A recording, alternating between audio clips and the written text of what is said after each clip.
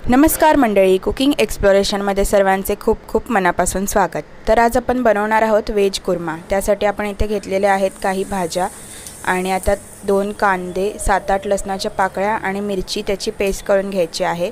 आणि कढईमध्ये 2 पळी तेल घेतलेले आहे। त्यामध्ये जिरं, मोहरी आणि दालचिनीचा छोटा तुकडा आणि मसाल्याच्या फुलातला 1 पाकळी आणि कढीपत्ता याचा तडका देऊन घेतलेला आहे आपण। आणि त्यामध्ये आता आपण जी पेस्ट करून घेतली होती कांदा, लसूण, आलं आणि मिरचीची ती घालून घ्यायची आहे। तर इथे तुम्ही बघू शकता व्यवस्थित घालून घ्यायची आहे आणि शिजवायची आहे तेल सुटेपर्यंत।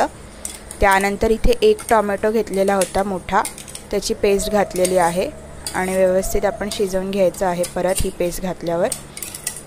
तर तुम्ही बघू शकता अशा रीतीने आपण शिजवून घेतलेले आहे। 5 ते 7 मिनिटं शिजवलं आहे चांगलं तेल सुटेपर्यंत।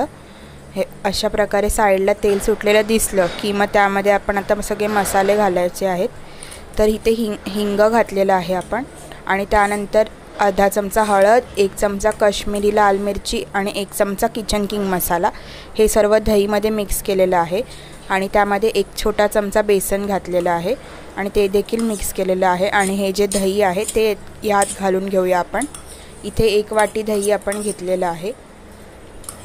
दही घातल्यावर बारीक फ्लेमवरच आपण शिजवायचं आहे, एकदम फास्ट फ्लेम नाही करायची आहे। तर इथे तुम्ही बघू शकता की आता दही घालून आपण व्यवस्थित मिक्स करून घेऊया। त्यानंतर इथे आपण भाज्या होत्या त्या उकडवून घेतलेल्या होत्या।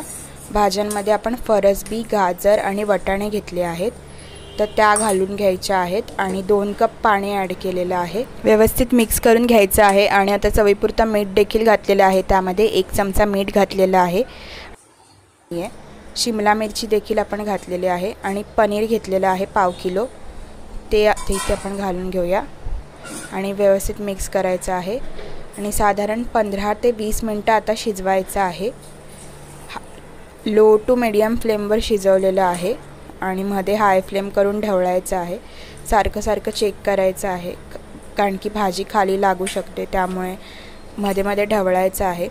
तर इथे तुम्ही बघू शकता अशा रीतीने आपली जी कुर्मा भाजी आहे ती तयार होते, अगदी बाहेर जशी मिळते तशीच तयार होते। तर इथे 20 मिनिटांनंतर मी भाजीचा फोटो दाखवलेला आहे आणि टेक्स्चर तुम्ही भाजीचं बघू शकता की ग्रेव्ही आहे ती क्रीमी बनते एकदम। दही घातल्यामुळे भाजीला चव देखील छान येते। तर नक्की ट्राय करा। आवडल्यास लाईक, शेअर आणि सबस्क्राईब करा। धन्यवाद।